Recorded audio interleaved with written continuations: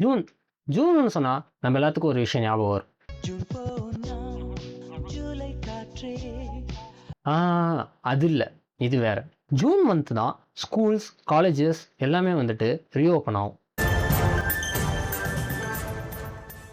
அந்த அழகான school பெல்லுடைய sound, புது புக்கோட வாசம், புது யூனிஃபார்ம், புது நோட்ஸு, ஃப்ரெண்ட்ஸு, புது கிளாஸ் ரூம், புது டீச்சர், அப்புறம் ஈவினிங்கில நம்ம ஸ்கூலுக்கு வெளியில இருக்க பாட்டி கடையில வாங்கி சாப்பிட்ற மாங்காய். இதெல்லாம் தான் நமக்கு ஞாபகம் வரும். கொஞ்ச நாள் முன்னாடி நான் என்னுடைய பழைய ஸ்கூல் ரோட்ல போயிட்டுருந்தேன். போயிட்டு இருக்கிறப்ப திடீர்னு எப்பயும் இல்லாத ஒண்ணு நோட்டீஸ் பண்ணேன். ரோட்ல ஃபுல்லா டிராஃபிக்கு, அப்புறம் ரோட் சைடுல நெறைய கடைங்க, அப்புறம் எல்லா கடையிலயும் கூட்டம் அதிகமா இருந்துச்சு. அப்பதான் யோசிச்சேன், 2 மாசத்துக்கு முன்னாடி இங்க இவ்ளோ கூட்டம் இல்லையே, இவ்ளோ இதா இல்லையே. இப்ப மட்டும் எப்படி இங்க இவ்ளோ கூட்டம் வந்துச்சு? ரோட்ல எந்த டிராஃபிக்கும் இல்ல. ரோட்ல ஹாரன் சத்தம் இல்ல. யாருமே வந்துட்டு ரஷ் ஆயிட்டு போகல. எனக்குள்ள ஒரு கொஸ்டின் வந்துச்சு. ஸ்கூல் ரீஓப்பனுங்கிறது ஸ்டூடண்ட்ஸ்க்கு மட்டும் தான் ரொம்ப இம்பார்ட்டன்ட்டான அக்கேஷனா? இல்ல இதுக்கு பின்னாடி வேற ஏதாவது பெரிய விஷயம் இருக்கா? அப்படின்னு சொல்லிட்டு யோசிச்சேன். பிகாஸ் ஸ்கூல் ஓப்பன் பண்றப்ப அது லேக்ஸ் ஆஃப் பேரண்ட்ஸ் உடைய ரொட்டீனை மாத்துது. தௌசண்ட்ஸ் ஆஃப் ரோட் சைடு கடைங்களுக்கு கஸ்டமர் கொண்டு வருது. அப்புறம் ஹண்ட்ரட்ஸ் ஆஃப் ஷாப்ஸ்க்கு சேல்ஸ் கிரியேட் பண்ணுது. பெரிய பெரிய லார்ஜ் ஸ்கேல் கம்பெனிஸும் இந்த மாதிரி டைமில் தான் பெரிய பெரிய ஆர்டர்ஸ் எடுக்கிறாங்க. அண்ட் இது எல்லாத்துக்குமே பின்னாடி ஒரு புது எக்கனாமி ஸ்டார்ட் ஆகுது. ஸ்கூல் ரீஓப்பனுங்கிறது வெறும் ஸ்கூலுக்கு மட்டும் ஒரு ரீஸ்டார்ட் கிடையாது. அது புது எக்கனாமிக்கே ஒரு ஸ்டார்ட்டிங் பாயிண்ட். ராஜு ஒரு 15 வயசு பையன். அவன் காலையில் 8:30 மணிக்கு எந்திரிக்கிறான். இந்த டைமுக்கு அவன் எப்பயுமே அவனுடைய ஸ்கூல் பஸ்ஸில் ஏறி ஸ்கூலுக்கு கிளம்பியிருப்பான்.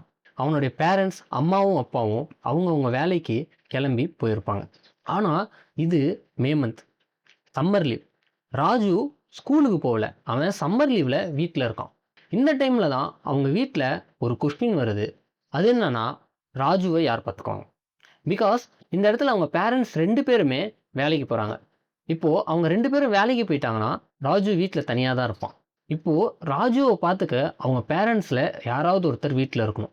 ஸோ இந்த கொஷினுக்கு நம்ம எப்பயுமே கொடுக்குற டிஃபால்ட்டான ஒரு ஆன்சர் என்னன்னா, அது அம்மா. இங்கே தான் ஸ்டோரி இன்ட்ரெஸ்டிங் ஆகுது.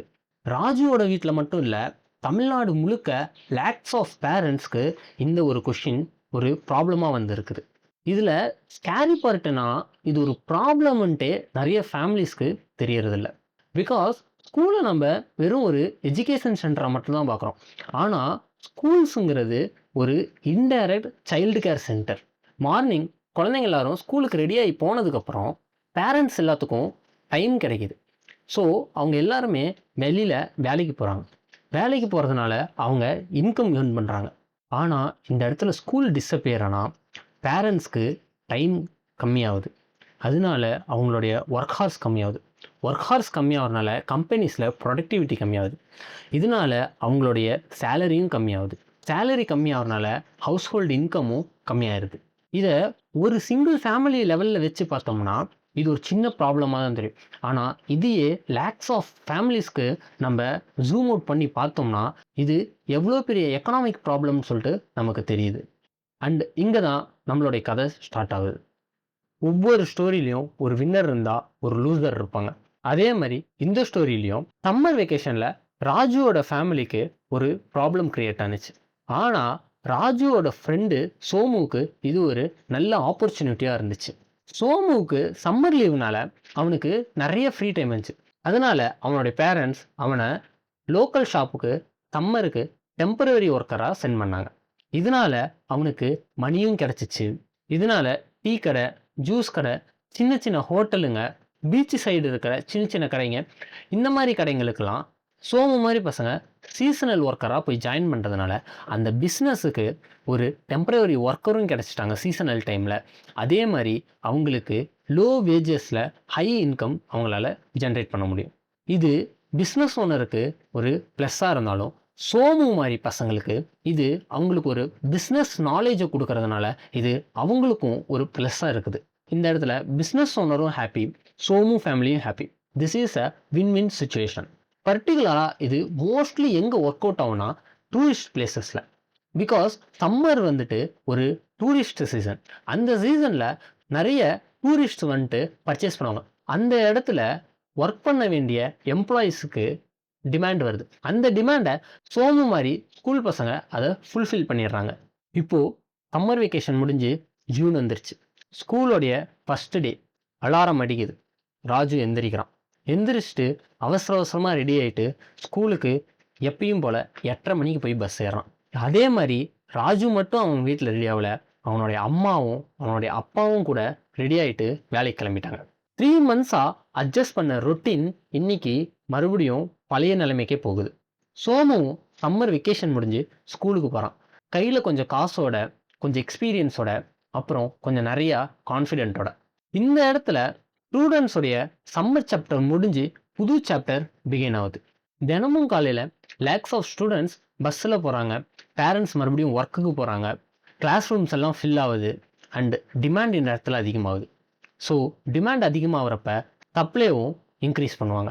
இந்த இடத்துல ஒரு எக்கனாமிக் இன்ஜின் திரும்பவும் ஸ்டார்ட் ஆகுது. ஒரு ஸ்கூல் ரீஓப்பன் ஆகுதுன்னா அது ஸ்டூடெண்ட்டோட அகாடமிக் இயரோட ஸ்டார்டிங் மட்டும் இல்லை, அது ஒரு எக்கனாமிக் ரீஸ்டார்ட், ஒரு புது சைக்கிள் அண்ட் ஒரு புது ரிதமோட. எவ்ரி ஜூன் தமிழ்நாட்டில் இந்த சைக்கிள் ரிப்பீட் ஆகிக்கிட்டே தான் இருக்கும். ஆனால் எக்கனாமியோடைய ரீஸ்டார்ட் ஸ்டோரி இங்கே தான் ஸ்டார்ட் ஆகுது. ஏன்னா ஈவினிங்கில் ராஜுவும் சோமுவும் வீட்டுக்கு வரப்போ கையில் ஒரு லிஸ்ட்டோடு வந்தாங்க. வீட்டுக்கு வந்தால் அவங்க அம்மா அவங்க கையில் ஒரு லிஸ்ட்டோடு இருந்தாங்க. ஒன்று ஸ்கூலில் கொடுத்த ஸ்டேஷ்னரி லிஸ்ட்டு, நோட் புக்கு, பேனா, பென்சிலு, ரப்பரு, புக்கு, கைடு இதெல்லாம் வாங்க சொல்லி ஸ்கூல்லேருந்து ஒரு லிஸ்ட்டு. அப்புறம் வீட்டுக்கு தேவையான பொருள்லாம் வாங்கணும்னு சொல்லிட்டு அம்மா கையில் ஒரு லிஸ்ட்டு. அதனால் ஃபேமிலியில் இருந்த எல்லாரும் வெளியில் கடை கிளம்பிட்டாங்க. முதல்ல பெட்ரோல் பங்க்குக்கு போயிட்டு பெட்ரோல் போட்டுட்டு, ஸ்டேஷ்னரி கடைக்கு போயிட்டு ஸ்டேஷ்னரி ஐட்டம்ஸ் வாங்கிட்டு, அப்புறம் அண்ணாச்சி கடைக்கு போயிட்டு மளிகை சாமான் வாங்கிட்டு வீட்டுக்கு வந்துட்டாங்க. அவங்க போயிட்டு வந்த ஜேர்னியில் ஒரு இன்ட்ரெஸ்டிங்கான விஷயம் இருக்குது. ராஜு நோட் புக் வாங்கினதும், ராஜுவோட அம்மா க்ராசரிஸ் வாங்கினதும் அது அந்த கடையில் ஸ்டார்ட் ஆனது கிடையாது. பல மாதத்துக்கு முன்னாடியே ஸ்டார்ட் ஆயிடுச்சு. பேப்பர் மில்லில் பேப்பர் க்ரியேட் பண்ணி, பிரிண்டிங் ப்ரெஸ்ஸில் அதை பிரிண்ட் பண்ணி, டிரான்ஸ்போர்ட்டேஷன் வெஹிக்கிள்ஸ் மூலிமா எடுத்துகிட்டு வந்து வேர்ஹவுஸில் ஸ்டோர் பண்ணி டிஸ்ட்ரிபியூட்டருக்கு டிஸ்ட்ரிபியூட் பண்ணிவிட்டு ஃபைனலாக ரீட்டைல் ஷாப்பில் வாங்கி புக்கை யூஸ் பண்ணுறாங்க.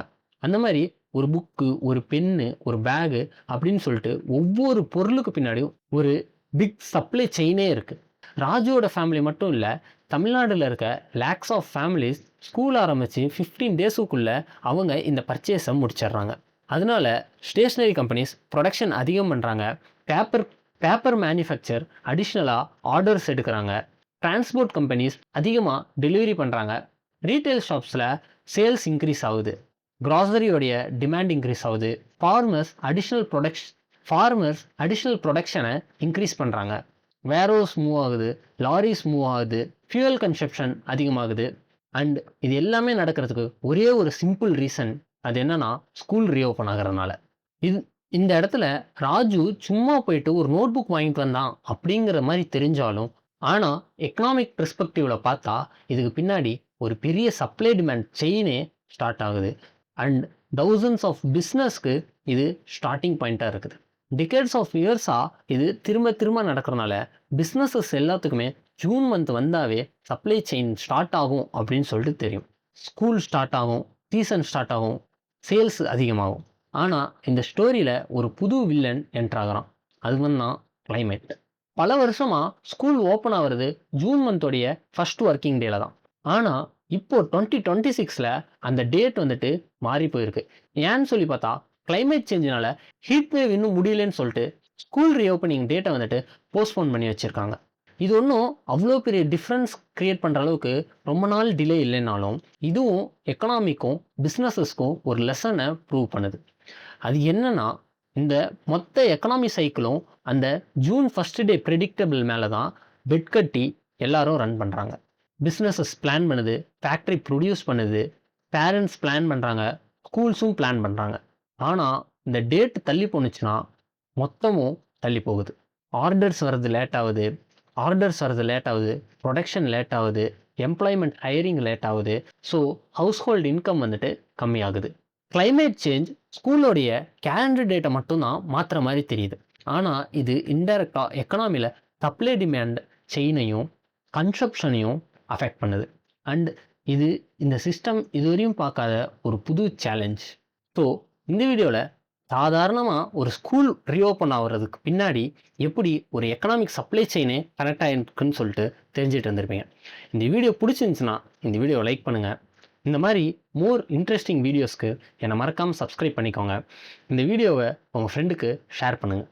இந்த வீடியோவில் ஏதாவது இம்ப்ரூவ்மெண்ட் பண்ணணுனாலோ இல்லை இந்த வீடியோவை பற்றி நீங்கள் என்ன நினைக்கிறீங்கன்னு சொல்லிட்டு கீழே கமெண்ட்டில் சொல்லுங்கள். அடுத்து ஒரு இதே மாதிரி இன்ட்ரெஸ்டிங்கான டாப்பிக்கோட உங்களை நான் சந்திக்கிறேன். அது வரைக்கும் let's learn, earn and run. By.